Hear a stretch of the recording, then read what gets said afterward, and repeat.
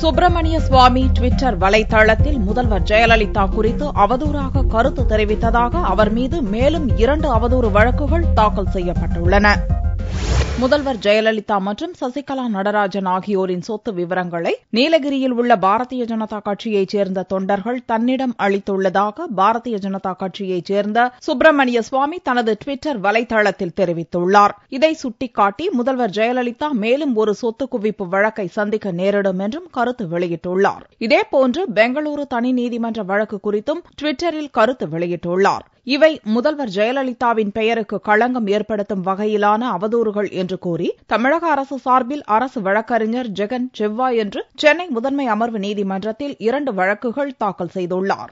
சுப்பிரமணிய சுவாமி தன்னுடைய ட்விட்டரில் நீலகிரியில் இருக்கிற பிஜேபி கட்சியை சார்ந்த தொழிலாளர்கள் முதலமைச்சரை சொத்துக்களை பற்றி என்னிடத்தில் புகார் கொடுத்த ஒரு அவதூறு செய்தி சொல்கிறார். அந்த செய்தி முற்றிலும் உண்மைக்கு புறம்பான செய்தி. அது முதலமைச்சருக்கு நற்பெயருக்கும் புகழும் களங்கத்தை ஏற்படுத்துகின்ற செய்தி. மற்றொன்று 20/9/2014 அன்று பெங்களூரு நீதிமன்றத்தில் நடைபெறுகின்ற நீதிமன்றத்தின் தீர்ப்பை பற்றி முன்கூட்டியே அவர் இந்த தீர்ப்பு இப்படித்தான் அமைந்திருக்கும் என்று வெளியே சொல்கிறார். ஒரு இந்தியாவின் சட்ட அமைச்சராக இருந்த ஒருவர் இது சாதாரண ஒரு விஷயம் கூட தெரியாமல் இருப்பது வேதனைக்குரியதாக இருக்கிறது.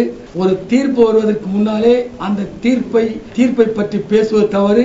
இவர்கள் தீர்ப்பு இப்படித்தான் இருக்க வேண்டும் என்று நிர்பந்தப்படுத்துவது போல அவர் தன் ட்விட்டரில் வெளியிட்டுள்ளார். தமிழக முதலமைச்சர் சார்பாக அவர் மீது சென்னை அமர்வு நீதிமன்றத்திலே இன்று 2 அவதூறு வழக்கு தாக்கல் செய்துள்ளேன். சுப்பிரமணிய சுவாமி மீது முதல்வர் ஜெயலலிதா சார்பில் ஏற்கனவே 3 அவதூறு வழக்குகள் தொடரப்பட்டுள்ளன என்பது குறிப்பிடத்தக்கது.